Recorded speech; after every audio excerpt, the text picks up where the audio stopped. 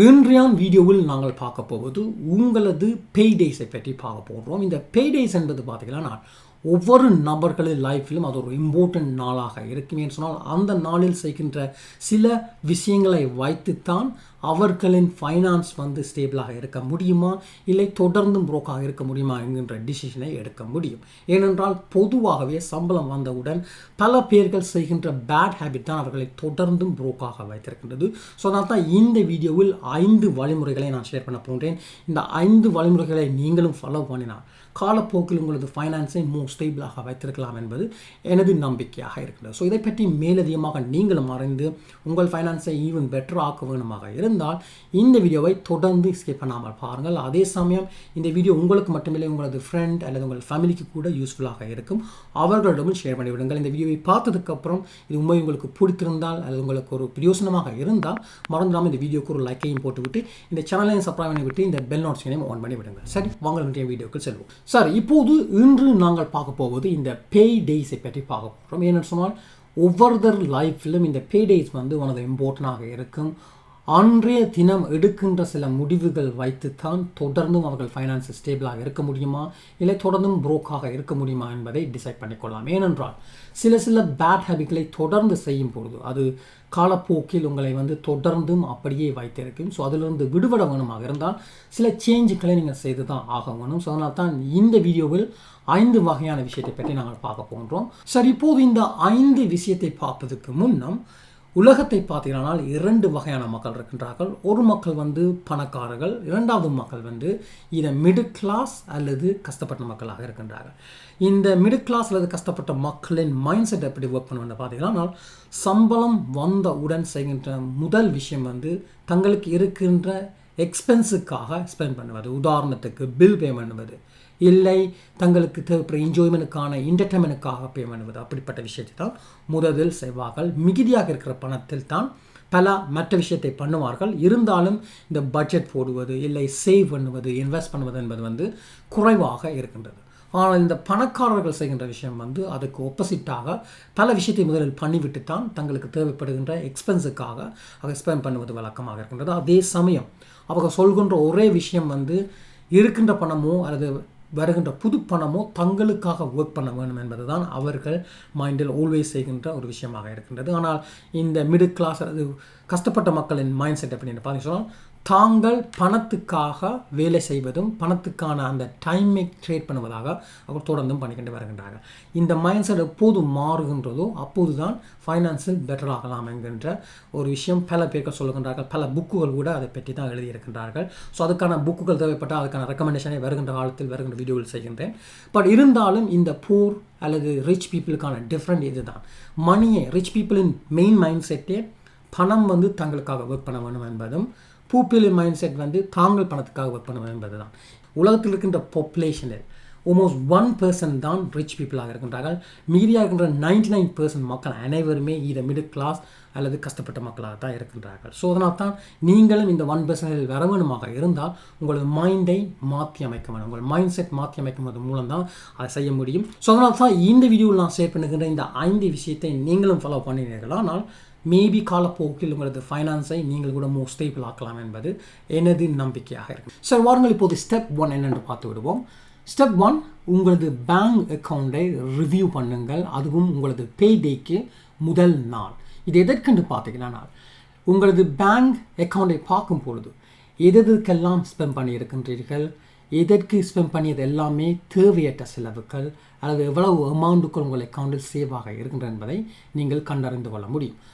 அதன் மூலம் வருகின்ற மாதத்தில் நீங்கள் தேவையற்ற செலவுகளை அவாய்ட் பண்ணலாம். அதே மாதிரி இதை தொடர்ந்து ஒரு ஹேபிட்டாக செய்யும் பொழுது காலப்போக்கில் நீங்கள் இன்னும் கூடுதலான அமௌண்ட்டுகளை சேவ் பண்ண முடியும். அந்த சேவ் பண்ணுகின்ற அமௌண்ட்டுகளை நீங்கள் முதலில் செய்ய வேண்டிய ஒரே விஷயம், அதை ஒன்று சேவிங் அக்கௌண்ட்டில் போடுங்கள், இல்லை அதை ஒரு இன்வெஸ்ட்மெண்ட்டில் இன்வெஸ்ட் பண்ணிவிடுங்கள். அப்படி செய்யும் பொழுது இருக்கின்ற அந்த பணம் கூட மல்டிபிள் ஆகிவிடும். அதை நீங்கள் தொடர்ந்து செய்வதன் மூலம் உங்களது வெல்த்தை ஈவன் பெட்டர் ஆக்கலாம். அதுதான் மெயின் காரணமாக இருக்கின்றது. அதே சமயம் இந்த மிகுதியாக இருக்கின்ற அந்த அமௌண்ட்டை வேறு எதற்கும் ஸ்பெண்ட் பண்ணாதீர்கள். அதை சேவிங் அல்லது இன்வெஸ்ட்மெண்ட் மட்டும் போட்டு விடுங்கள். இப்போது சேவிங் இன்வெஸ்ட்மெண்ட் சொல்லும் பொழுது பல வழிமுறைகள் இருக்கின்றன. என்னென்னத்துக்கெல்லாம் நீங்கள் இன்வெஸ்ட் பண்ணலாம் என்பது அது மாதிரியான வீடியோ உங்களுக்கு தேவைப்பட்டால் கமெண்டில் சொல்லுங்கள். அதுக்கான வீடியோ நான் செய்கிறேன். சொன்னால் இன்வெஸ்ட்மெண்ட் என்பது அதுவே ஒரு பெரிய டாப்பிக்காக இருக்கின்றது. இன்வெஸ்ட் பண்ணணுமாக இருந்தால் அது நீங்கள் ஒரு கம்பெனியின் ஷேரை வாங்கி விற்கலாம், இல்லை டிவிடெண்ட் ஸ்டாக்கள் வைத்து டிவிடெண்ட் மூலம் ஏர்ன் பண்ணிக்கொள்ளலாம், இல்லை ஒரு கிரிப்டோ கரன்சியில் இன்வெஸ்ட் பண்ணி மேக் பண்ணலாம் பணத்தை, இல்லைன்னு சொன்னால் ரியல் ஸ்டேட்டில் செய்யலாம். அப்படி பல விஷயங்கள் இருக்கின்றன. அது சம்மந்தப்பட்ட வீடியோக்கள் உங்களுக்கு தேவைப்பட்டால் கமெண்டில் சொல்லுங்கள். அதுக்கான விரிவான பல வீடியோக்களையும் நான் செய்ய முடியும். ஸோ அதை நீங்கள் போடுகின்ற கமெண்டை வைத்து நான் டிசைட் பண்ணி கொடுக்கின்றேன். ஸோ எனிவே இதுதான் ஸ்டெப் 1 இருக்கின்றது. இப்போது ஸ்டெப் 2 என்னவென்று பார்த்தீங்கன்னா, உங்களது பே ஸ்லிப்பை செக் பண்ணி விடுங்க. இது எதற்கென்று பார்த்தீங்கன்னு சொன்னால், ஒரு ரீசனாக ஒரு ரீசர்ச் பண்ணியிருக்கின்றார்கள். அந்த ரீசர்ச்சில் கண்டுபிடித்த ஒரு விஷயம் என்னென்று பார்த்தீங்கன்னா, இந்த பேரோல், அதாவது அக்கௌண்டன்ஸ் அல்லது உங்கள் கம்பெனியில் இருக்கின்ற அந்த பேரோல் மேக் பண்ணுகின்ற நபர்கள் ஆல்மோஸ்ட் 47% ஆஃப் த எம்ப்ளாயிக்காக மிஸ்டேக்குகள் விடுகின்றார்கள்.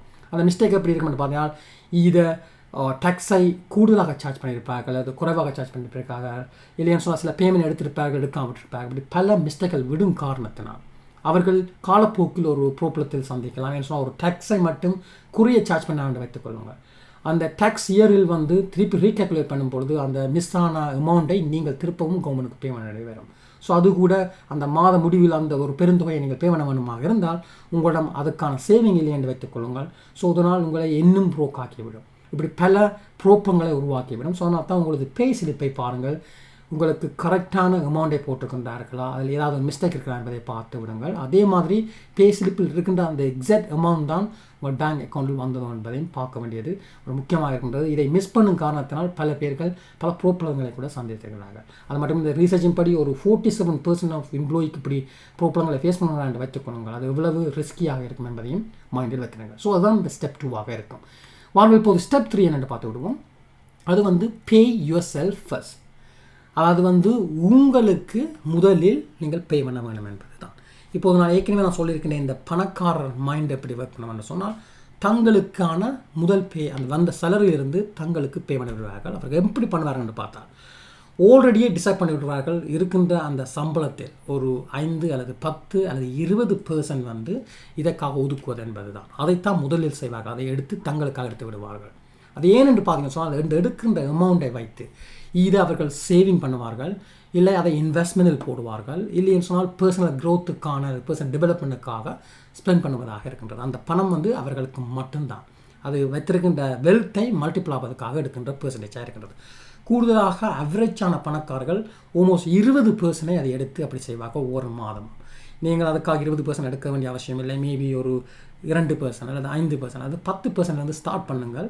எப்படி இருக்குன்னு பாருங்கள், அதுக்கப்புறம் டிசைட் பண்ணுங்கள். இந்த எடுக்கின்ற அந்த அமௌண்ட்டை வேறு எதற்கும் ஸ்பெண்ட் பண்ணாதீர்கள். ஒன்லி ஸ்பெண்ட் பண்ணுவது, இதை சேவ் பண்ணுவது, அல்லது எமர்ஜென்சி ஃபண்டில் வைத்திருப்பது, அல்லது இன்வெஸ்ட் பண்ணுவது, அல்லது உங்களுக்கு பர்சனல் டெவலப்மெண்ட் உங்களுக்கான இருக்கின்ற ஸ்கில்லை இன்னும் மச் பெட்டர் ஆக்குவதற்காக அதை ஸ்பெண்ட் பண்ணுங்கள். அப்படி செய்யும் பொழுது காலப்போக்கில் அது ஒரு ஹேபிட் ஆகி அது ஒரு பெட்டரான பர்சன் ஆக்குவது மட்டும் இல்லாமல் ஃபைனான்ஸிலும் ஸ்டேபிள் ஆக்கிவிடும். ஸோ அதைத்தான் நீங்கள் 3வது ஸ்டெப்பாக செய்ய வேண்டும். உங்களுக்காக எடுத்து விடுங்கிற ஒரு தொகையை ஏற்கனவே சொன்ன மாதிரி இந்த சேவிங்க்கு சம்மந்தப்பட்ட ஒரு வீடியோ ஆல்ரெடி நான் போட்டிருக்கின்றேன். இந்த வீடியோவில் எப்படி எங்கு ஹை இன்ட்ரெஸ்ட் எடுக்கலாம்னு சொல்லியிருக்கின்றேன். ஸோ அந்த வீடியோவை பார்த்து அப்படிப்பட்ட பேங்கில் ஒரு அக்கௌண்ட் ஓப்பன் பண்ணி கூட நீங்கள் வைத்திருக்கலாம். இல்லை இன்வெஸ்ட்மெண்ட் என்று சொன்னால் என்னென்ன இன்வெஸ்ட்மெண்ட் பண்ணலாம் என்கின்ற வீடியோவும் தேவைப்பட்டால் சொல்லுங்கள், அதை செய்கின்றேன்.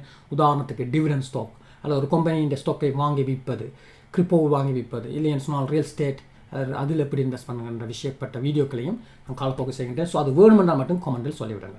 சரி, இப்போது 4வது ஸ்டெப் என்னென்னு பார்த்தீங்கன்னா சொன்னால், உங்களது பில் அனைத்தையும் மிஸ் பண்ணாமல் பே பண்ணுவது தான். எதற்கென்று பார்த்தீங்கன்னு சொன்னால், பொதுவாக அதுக்கான ஒரு மினிமம் பேமெண்ட் இருக்கும். ஒரு கிரெடிட் கார்டுக்குன்னு சொன்னால் அதுக்கு ஒரு மினிமம் பேமெண்ட் இருக்கும், லோனுக்கான ஒரு மினிமம் பேமெண்ட் இருக்கும். இப்படிப்பட்ட அந்த பேமெண்ட்களை மிஸ் பண்ணாமல் அது இருக்கின்ற மீதியான பணத்தை வைத்து அதை பே பண்ணிவிடுங்கள். ஏனென்றால் அதை நீங்கள் மிஸ் பண்ணும் பொழுது உங்களுக்கான அந்த கிரெடிட் ஸ்கோர் என்பது டேமேஜ் ஆகிவிடும். அப்படி ஒரு வேளை டேமேஜ் ஆனால் காலப்போக்கில் ஃபியூச்சரில் உங்களுக்கு ஒரு வீடு வாங்குவது, இல்லைன்னு சொன்னால் ஒரு பிஸ்னஸ் வாங்குவது, அப்படியான ஐடியாக்கள் இருக்கலாம்.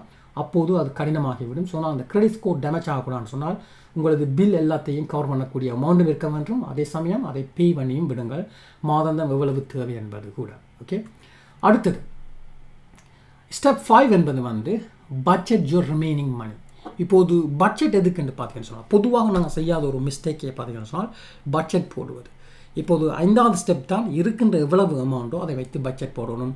எவ்வளவு அமௌண்ட்டுகள் உங்களுக்கு அது பில்லுகளுக்கு தேவை. உதாரணத்துக்கு என்ஜாய் பண்ணுவதற்கு, அல்லது கோயிங் அவுட் வித் ஃபேமிலி, அல்லது ரெஸ்டாரண்ட்டுக்கு போவது, படம் பார்க்க போவது, அல்லது வேறு ஃப்ரெண்ட்ஸ்கள் வீட்டுகளுக்கு போகும்பொழுது கிஃப்ட் வாங்கி கொண்டு போவது, இதுக்கான அந்த அனைத்து எக்ஸ்பென்ஸுகளையும் நீங்கள் போட்டு ஒரு பட்ஜெட் போட வேண்டும். ஒரு உதாரணத்துக்கு 500 பவுண்ட் தான், ஒரு 5 லட்சம் ரூபா அல்லது 50,000 ரூபாவோ அல்லது $5,000 எந்தெந்த நாட்டில் இருக்கின்றீங்களோ அந்தக்கான கரன்சி அமௌண்ட்டுகள் மிகுதியாக இருக்கின்ற இதிலிருந்து முழு தொகைக்கும் நீங்கள் ஒரு பட்ஜெட் போடக்கூடாது. ஒரு உதாரணத்துக்கு ஒரு 500 பவுண்ட் தான் மீதியாக இருக்குன்னு வைத்துக்கொள்வோம். அந்த 500 பவுனுக்குமே டோட்டல் பட்ஜெட் போட்டு அதை ஸ்பெண்ட் பண்ணுறதுக்கு பிளான் பண்ணாமல் எப்படி அதில் மினிமைஸ் பண்ணி அட்லீஸ்ட் ஒரு 400 அல்லது 300க்கு நீங்கள் பட்ஜெட் போட்டுவிட்டு மிகுதியாக இருக்கின்ற அந்த 100 to 200 பவுண்டை சேவ் பண்ணுவதற்கான வழியை பாருங்கள். அப்படி தொடர்ந்து நீங்கள் செய்து கொண்டு வரும் பொழுது காலப்போக்கில் அது ஒரு ஹேபிட் ஆகிவிடும். ஹேபிட் ஆகுவதன் மூலம் நீங்கள் உங்கள் மைண்ட் செட்டின் திங்கிங் ப்ராசஸ் எல்லாமே டோட்டலாக மாறிவிடும். எப்படி எங்கெங்கே எப்படி சேவ் பண்ணலாம், எதற்கு ஸ்பெண்ட் பண்ணக்கூடாது, அதை எப்படி இருக்கின்ற பணத்தை எப்படி அதை இன்னும் மல்டிபிள் ஆக்குவது, இப்படியான வழிமுறைகளை நீங்கள் தேட தொடங்குவீர்கள். அப்படி செய்வதன் மூலம் உங்கள் ஃபைனான்ஸை பெட்டராகலாம். இதையே நான் சொல்லணும்னு பார்த்தால் நான் கூட ஆரம்ப காலகட்டத்தில் பார்த்தீங்கன்னா ஆனால் பொதுவாக இப்படிப்பட்ட பிளான் போடாமல் ஸ்பெண்ட் பண்ணுவதற்கு வழக்கம்.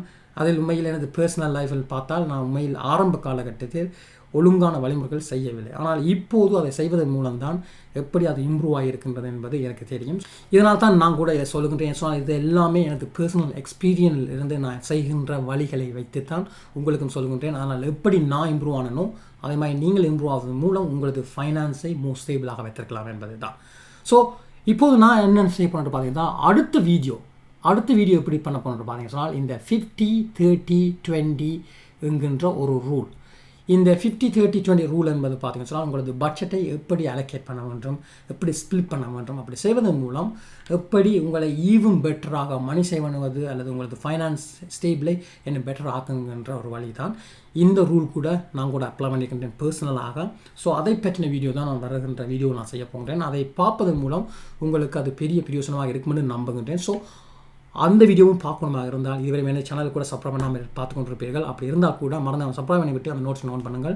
இந்த வீடியோ பிடித்திருந்தால் ஒரு லைக்கிங் போட்டு யூடியூப் அல்கோரிதம். அதே மாதிரியான பல வீடியோக்கள் வேறு போன்றன. இது ஃபைனான்ஸ் மட்டுமில்லை, பர்சனல் டெவலப்மெண்ட். ஏன்னு சொன்னால் உங்களுக்கு தெரியும் எனது கரண்ட் ரூல் என்ன, அதை அடைவதற்கு என்னென்ன வழிகள் எல்லாம் நான் ட்ரை பண்ணியிருப்பேன். இப்படிப்பட்ட பர்சனல் எக்ஸ்பீரியனான பல விஷயங்களை கூட இந்த சேனல் நான் ஷேர் பண்ணுவேன்.